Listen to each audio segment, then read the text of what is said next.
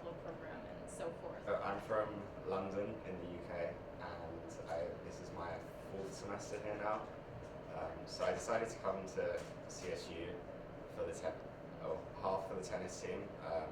So since I was 13, I always wanted to come to America and be a student athlete and play tennis.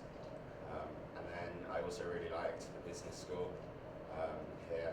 So I'm an econ major, and I just started my MBA. So I've got another 2 semesters here now to complete my MBA.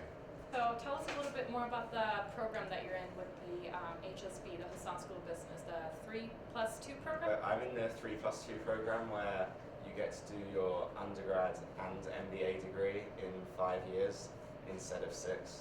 So you cut out about 12 credits, and then you're allowed to take more credits each semester. So it's a really good opportunity, as long as you have, I believe it's a 3.0 GPA, you can have the chance to try and get your degree and your master's even quicker. So as you mentioned, you came here for tennis, and you're incredibly talented in the classroom, but you're also very talented on the court. So tell us a little bit more about the student-athlete lifestyle. How do you manage to keep up with practice and keep up with good grades and academics, and also have a social life? I mean, it's a lot of planning, really. I think you just have to sort of get used to waking up at 6 in the morning and then sometimes still being in class till 8:30 at night. It's just a lot of juggling between being able to play tennis and attend all the practices, but then still being able to go to class, having all the homework done, and know what the lecture's going to be about, having done the readings. I mean, sometimes it does mean that a weekend you sort of have to sacrifice maybe like a Friday night or a Saturday night, and you know your friends might go out, but maybe you have to sit there and do homework that night. But in the long run, it'll pay off. It will mean that you'll get the grades that you want and still be able to perform as a student athlete and go out there every day and work hard. Benefit of being a student athlete is the fact that you get to travel a lot throughout, the Rocky Mountains. So tell us a little bit. Do you have a favorite memory from traveling all over Colorado? I mean, we've traveled through quite a few states. So we've been through Texas, Kansas, Oklahoma, New Mexico. But I think my favorite place to go to is Mesa, which is still in Colorado. It's about 7 hours away, and you drive straight through, straight over the Rocky Mountains, and it might be a 7-hour drive, but it goes a lot quicker when you look out the window and you've just got mountains on both sides and lakes and rivers, and you can just look out. So besides your activities on campus, being a tennis player for the school, being a 3+2 student, what are some of your hobbies? Do you have time for other hobbies, or what do you do on your free time if you have one? I mean, I like to watch sort of other sports, so I'm a bit of a Formula One fan, so I like to watch that. Sometimes we'll go and watch the girls' tennis team play, and then just sort of spend time hanging out with the tennis team. That's really much.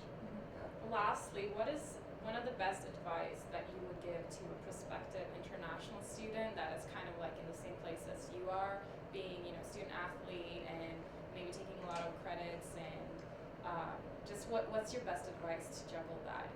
I would say plan. I think every day pretty much I know what I'm going to be doing almost every hour of the day.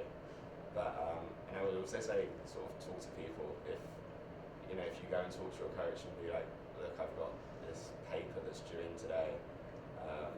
Maybe he'll give you some leniency. He might say, look, you can leave practice 30 minutes early, or talk to your professors. And they understand that you're a student athlete and you have a busier life than the majority of the other students in the room, and they're more than happy to accommodate that. If you're traveling, there'll be exams.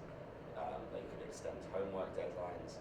So I think just explain the situation to people so that they understand what you're trying to do, and I think the majority of people will be willing to help. What if you are in that time of place where you feel like everything is just not working, and you have all of these assignments and you have all of these obligations to cater to? what is one of the most mental advice that you would give to someone to keep pushing? I mean, it's tough. There are times when, you think you're not going to be able to get, all your work done and then still be able to go to practice. But I think, just talking to people and sort of, so that they know what you're going through. There's a lot of people here on campus who you can go and talk to, and they'll help you through it. For student athletes, talk to your coach. That's sort of the biggest person in athletics that you're going to have. And then, talk to your professors. There's people here in the international office that they understand that you're trying to balance sort of 5 things at the same time. And I think in the end it does work out, and you can do it.